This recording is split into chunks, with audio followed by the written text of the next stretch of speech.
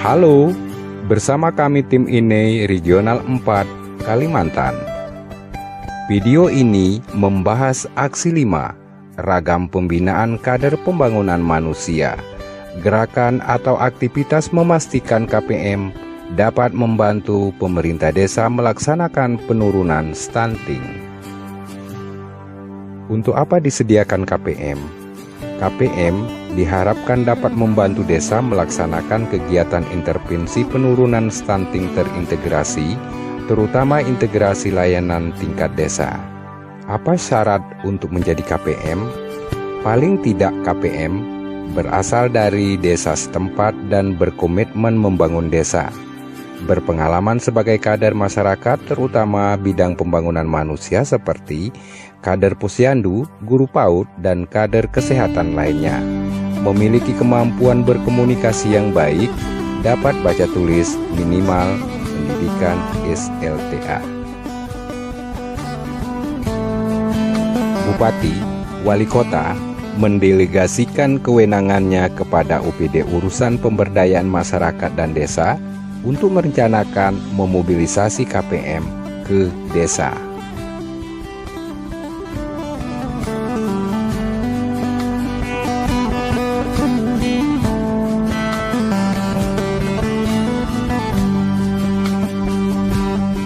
Penjelasan tahap 1, memahami tugas KPM.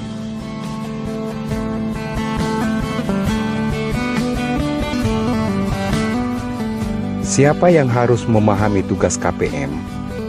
Baik KPM maupun OPD harus memahami tupoksi KPM agar mendapatkan persepsi yang sama, tugas integrasi, pencegahan dan penurunan stunting tingkat desa. Siapa yang menetapkan KPM? KPM dipilih melalui musyawarah desa dan ditetapkan melalui surat keputusan kepala desa atau SK Kades. Apa saja tugas KPM? Secara umum KPM mempunyai tugas membantu pencegahan dan penurunan stunting di tingkat desa. Secara khusus, paling tidak KPM mempunyai tugas 1. Meningkatkan kesadaran masyarakat terhadap penurunan stunting melalui pengukuran tinggi badan bayi dan balita sebagai deteksi dini. 2. Mendata dan mengidentifikasi sasaran rumah tangga 1000 hari pertama kehidupan melalui peta sosial desa dan pengkajian keadaan desa atau PKD. 3. Memfasilitasi desa mengoptimalkan dana desa dalam RKPDes dan APBDes untuk kegiatan intervensi stunting. 4. Mendukung intervensi integrasi, terutama 5 paket layanan pada rumah tangga 1000 hari pertama kehidupan. 5. Menerima dan melaporkan hasil pertumbuhan dan perkembangan bayi dan balita.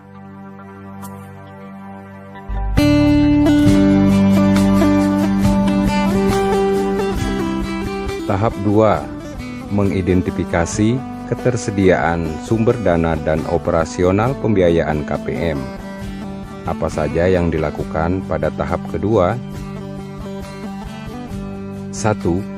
Mengidentifikasi ketersediaan sumber daya yang tersedia. UPD urusan pemberdayaan masyarakat dan desa perlu mengidentifikasi ketersediaan sumber daya KPM. 2. Mengidentifikasi ketersediaan pembiayaan operasional KPM. Aspek pembiayaan seperti insentif, biaya transportasi, dan penyusunan laporan.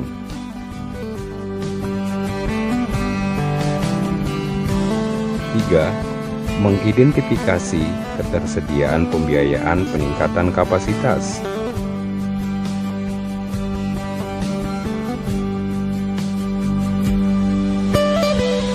Misalnya, pembiayaan pelatihan pratugas atau pembiayaan bimbingan teknis. Pembiayaan tersebut bisa berasal dari APBDes, Dinas PMD, Dinas Kesehatan, OPD lainnya atau dari pihak swasta yang tidak mengikat.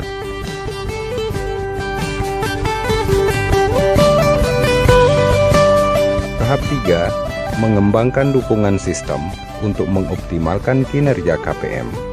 Penting menjadi perhatian pada tahap ini adalah: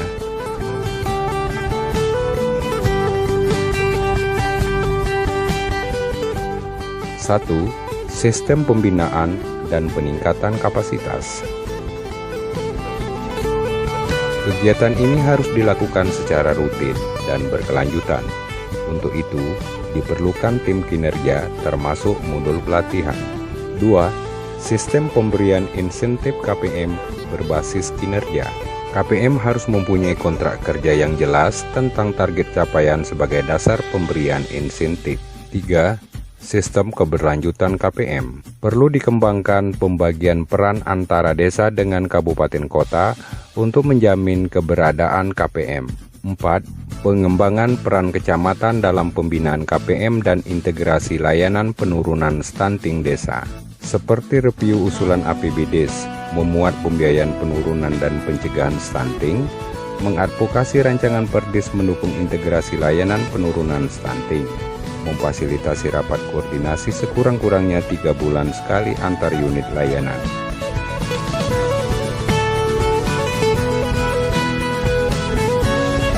Tahap 4, mensinergikan kinerja KPM dengan program OPD.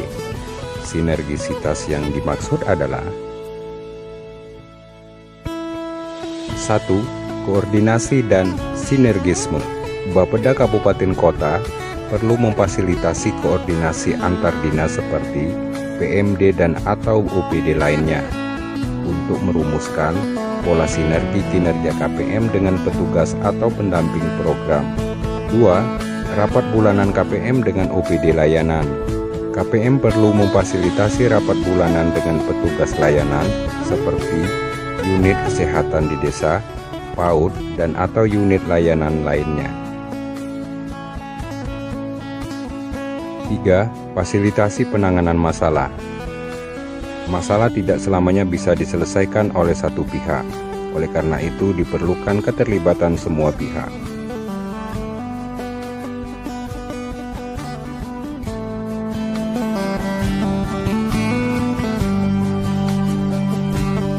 Oh ya, jangan lupa mengupload hasil aksi 5, yaitu: 1. Daftar desa yang telah menerbitkan SK Kepala Desa atau Lurah tentang penunjukan KPM. 2. Daftar desa yang telah menganggarkan operasional KPM. Upload ke aksi.bangda.kemendagri.go.id.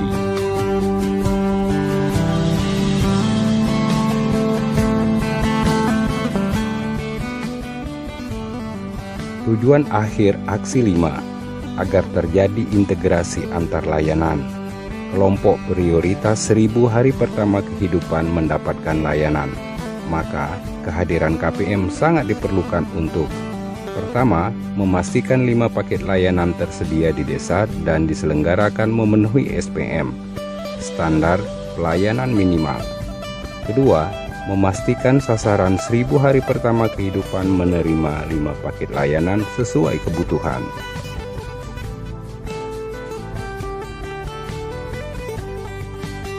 Turunkan angka stunting hingga 14% tahun 2024. Ingat, stop stunting. Terima kasih. Sampai jumpa pada video aksi berikutnya.